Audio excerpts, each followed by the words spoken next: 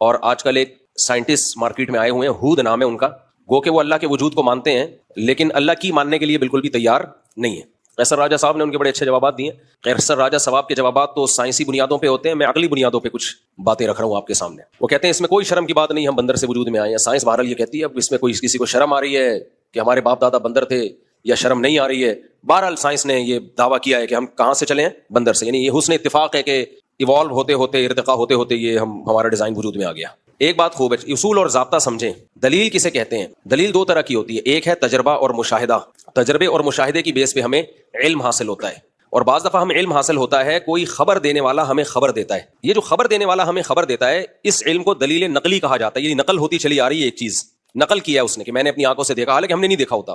جیسے مشاہدہ اور تجربہ یہ بہت مضبوط دلیل ہے، ایسے ہی کسی سچے کا خبر دینا جس کو آپ سچا سمجھتے ہو، یہ بھی بہت مضبوط دلیل ہے۔ ہاں، یہ دلیل اس وقت کمزور ہو جاتی ہے جب تجربے اور مشاہدے کے خلاف ہو، پھر اس کی سچائی پہ ہمیں یقین نہیں رہتا۔ آپ نے دعویٰ کیا غفار بھائی کے اوپر کہ انہوں نے میرا موبائل چوری کیا ہے اور کیس کر دیا کورٹ میں۔ جج کے پاس یہ نالج نہیں ہے کہ واقعی اس نے چوری کیا ہے یا چوری نہیں کیا۔ جج آپ سے مطالبہ سائنس کی روشنی میں کرے گا یا گواہ طلب کرے گا؟ گواہ طلب کرے گا نا، یا وہ کہے گا نہیں جی سائنس کو بیچ میں لے کر آؤ، میں سائنس کو مانتا ہوں۔ اب اگر وہ جج کہنے لگے میں یہ گواہ شواہ کو نہیں مانتا، سائنس اگر ثابت کرتی ہے کہ یہ غفار نے چوری کیا تو میں مان لوں گا، تو کوئی عقل کی بات ہوگی؟ بھائی حماقت کی بات ہے۔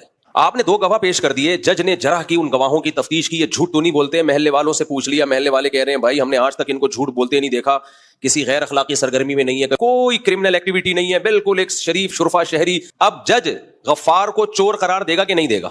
دے گا یقیناً بھائی، کہ بھائی اس سے زیادہ میں مکلف نہیں ہوں۔ ہاں، اگر سائنس سے یہ ثابت ہو جائے کہ یہ جھوٹ بول رہے ہیں، مثال کے طور پر غفار نے یہ ثابت کر دیا کہ بھائی جس وقت انہوں نے چوری کا دعویٰ کیا ہے نا، اس وقت تو میں ملک سے باہر تھا، یہ ٹکٹ ہے، یہ سی سی ٹی وی کیمرے ہیں کہ میں جہاز میں بیٹھ کے ایئرپورٹ سے باہر جا رہا ہوں، 2 اور 2 4 کی طرح اگر ثبوت پیش کر دے، پھر وہ دو گواہ کتنے ہی سچے ہوں تو ایک سائنسی فیکٹ ہے، حقیقت ہے، وہ ان سچے گواہوں سے ٹکرا رہا ہے، تو اس سے ان گواہوں کا جھوٹا ہونا بھی ثابت ہوگا، اور آئندہ کے لیے کسی بات پہ بھی ان گواہوں پر اعتبار ہمیشہ کے لیے ختم ہو جائے گا۔ بلکہ جج لکھ دے گا کہ یہ گیٹ اپ ان کا ایسا ہے، لیکن یہ چونکہ ایک فیکٹ کے حقیقت ہے، ثابت شدہ حقیقت کے خلاف بات کر رہے ہیں، لہذا ان کی گواہی رد کر دی جاتی ہے ہمیشہ کے لیے، ایک جھوٹ تھوپ دیا جائے گا ان کے اوپر۔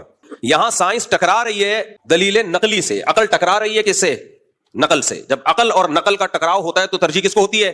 عقل کو ترجیح ہوتی ہے۔ اب ہوا یہ کہ ہمیں نہیں پتا کائنات کی ابتدا کیسے ہوئی، انسان کی ابتدا کیسے ہوئی، ہمیں نہیں پتا یہ سب، لہذا اس میں مختلف نظریات وجود میں آئے، کسی نے کہا ایسے ہوا، کسی نے کہا ایسے ہوا۔ تو ڈارون بھی ایک سائنٹسٹ تھا، اس نے بھی ایک رائے قائم کی، میں بھی ایسے ہوا ہو، ایک نظریہ پیش کیا اس نے، جو اب تک 200 سال کے بعد بھی ایک نظریہ ہی ہے، وہ فیکٹ نہیں ہے، حقیقت نہیں ہے، کیونکہ اس میں بہت بڑے بڑے اشکالات ہوتے ہیں۔